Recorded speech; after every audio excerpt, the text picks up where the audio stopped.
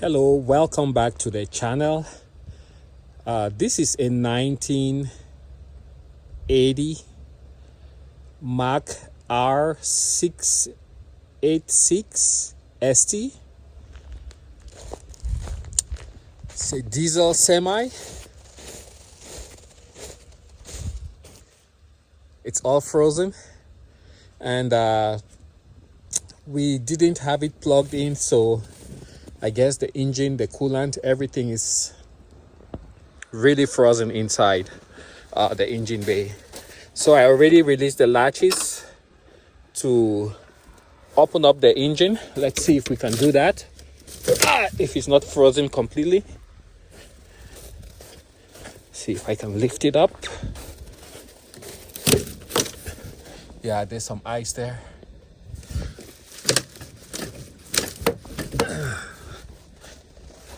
Let's try on the other side.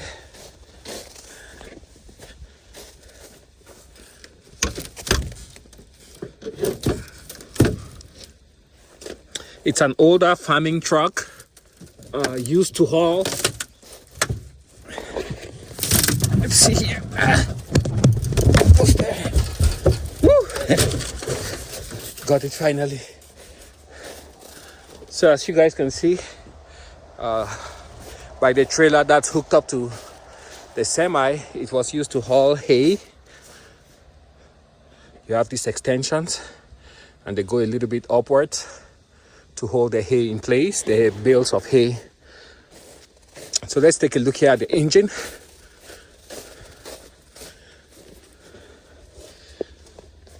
You have a data plug right there. I believe this should be the injector unit. The dipstick for the oil. The radiator fan and the radiator.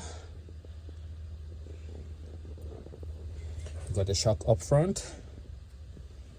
Spring for the suspension with the bump stop right there.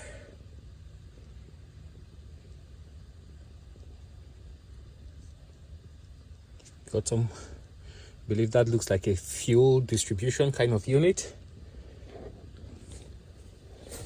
It takes two batteries. These are just small regular automotive batteries, but I believe the ones needed for this truck are really heavy duty batteries with a ton of cold cranking amps.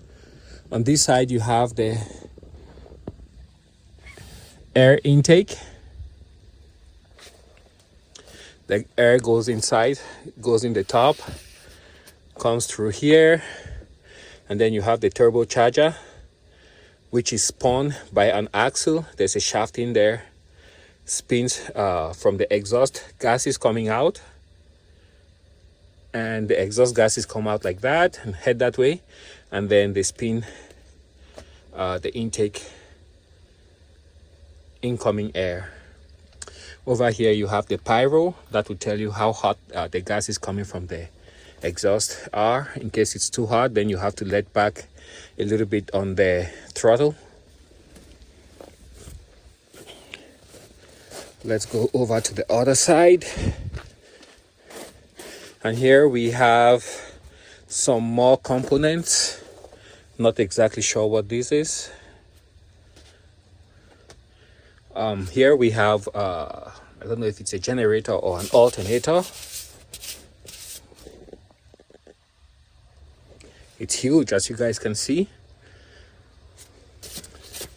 And, oh, this is weird. Maybe this has power steering. I'm not sure about what this is, but I'll figure it out. No, that wouldn't be power steering because I don't see any hoses or mechanical connection coming here to multiply the force coming from the steering wheel. So I think it's fully manual. So this is the steering box. Then you have the, I think it's called the pitman arm. I'm not sure about those terms. That controls the direction of the wheels. You can see how beefy those are. And then of course here you have the air brake.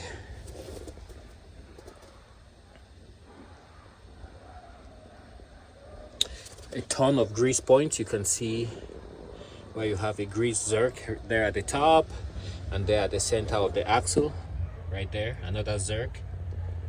I think somebody sprayed them over, so they look like they're all coated. But those are zerks that you use to use your gun, your grease gun to lubricate. There you have the intercooler. So when the air gets compressed from there, when you compress the air, the temperature is going to rise. So the air comes through this intercooler here to get cooled down, and then I guess from there, that's when it goes into the engine. And where does it pass to go into the engine? I'm a bit confused about the plumbing here. Anyways, from there, the air goes in, and you can see how this is linked. This intercooler here is linked to the engine here. So I think that's the intake. And then you might have a bypass in case like a blow off. So as you guys can see, it's very, very basic. I don't know if this engine has been rebuilt yet. Right in there you can see that connector right there, and that's the heater, which is very common in these parts. It goes into this plug here, and that's meant to warm up the coolant and the engine oil and keep the engine at a reasonable temperature to make it start in these very cold winter days like today, where the temperature is around maybe 20 degrees or less. Back here you have the massive starter with the Bendix sitting on top right there. Works perfectly.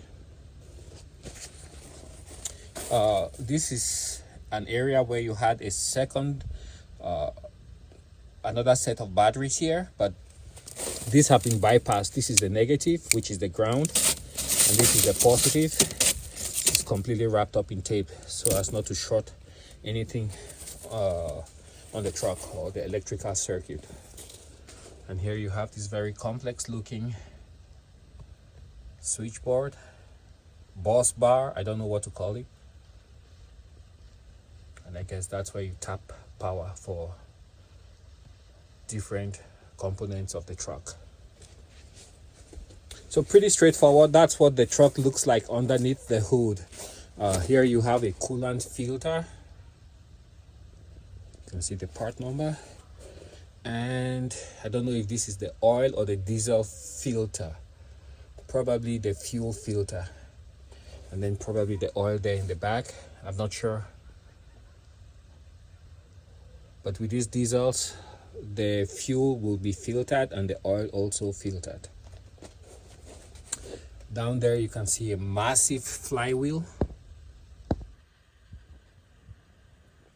It's huge, looks heavy. So very few components, very basic, and it's designed for reliability and easy repairs, accessibility when on the road. None of the computerized stuff that you find nowadays. Also, the cab is quite simplified. I'll probably make another video to show the interior. And as the days go by, I myself am still learning a lot about this truck. I don't know too much about semis.